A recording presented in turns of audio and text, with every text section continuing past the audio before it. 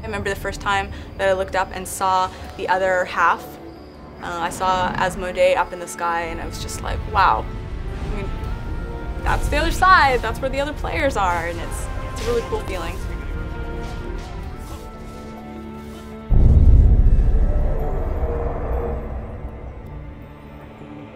I am Lanny, also known as Liv.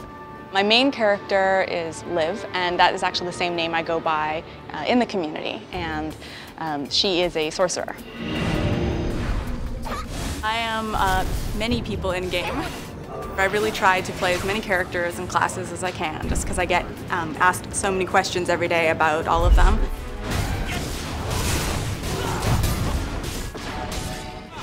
One of the first things I say, when I meet people and they ask what is Aion, is I explain what the word means. So Aion is the name of the god. He created the world of Atreia, everything inside the world, and all of the resources used to keep the world running.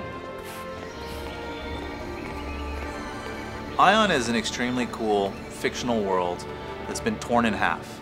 We create this rich, unique, ethereal world where we have these two races struggling against each other, and a third evil faction as well. You need something in an MMO to tie you down. If it's not your friends, if it's not a guild or a legion, it has to be the story in the game. That's what's really cool about Aion, is there's a really rich lore. The game is really polished. When you look at the environments, you look at the ambient creatures, and you even look at some of the ambient animations, it just brings you into the world. It really makes you feel like you're a part of Atreia. Atreia is the world. Atreia is the planet. So the sphere inside which everyone lives. And the Tower of Eternity was sort of like the sun. It was the place from whence all energy and life was bound to flow. If you kind of think of an apple, like an apple core, that's kind of what it is. Like the Tower of Eternity runs right through the center. When you look up in Aion, you see both the stump of the Tower of Eternity, as well as in the distance what might look like stars, but is actually the other half of Atreia. So we have the upper half of Atreia, which is Asmodee, and the lower half, which is Elysia. The Elios have stayed almost true to how they looked 1,000 years ago. They have rich beaches and lush green environment. The Asmodeans, they really had to struggle to survive. And what I think is really cool, their eyes glow red when they're about to engage in combat.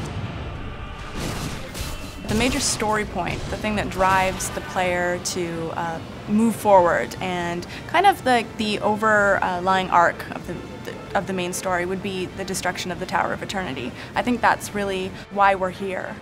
What happened was the god Aion created this race, and this race, rose to power and became known as the Balor.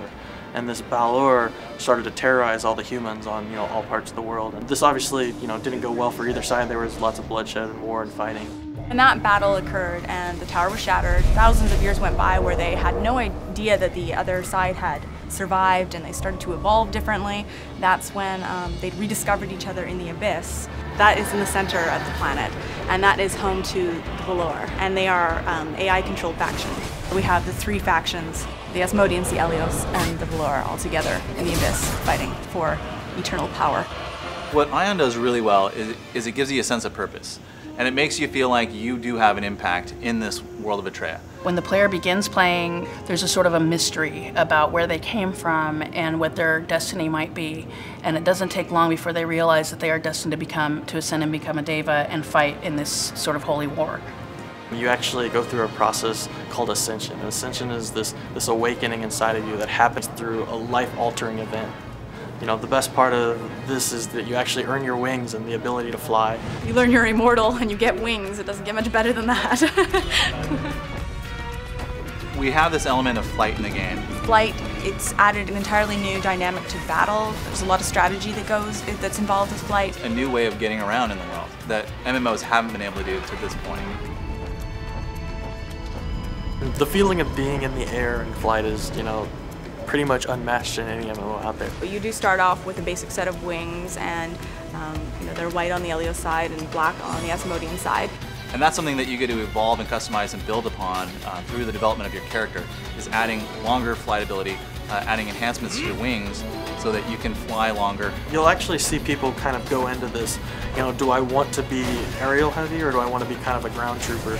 People are going to have to manage their stats based around that. You're not going to be able to have everything. And this will create a diversity in, throughout classes, throughout stats, and just more customization in the world of Aion. It actually leaks into your real life. I went hiking this weekend and I was standing on the top of Mount Si and I was looking over the Seattle horizon and I was like, man, if I had wings, this would be so cool. I could just like fly down. And I think that you have that same feeling in game where you just, jump off a cliff and hit spacebar.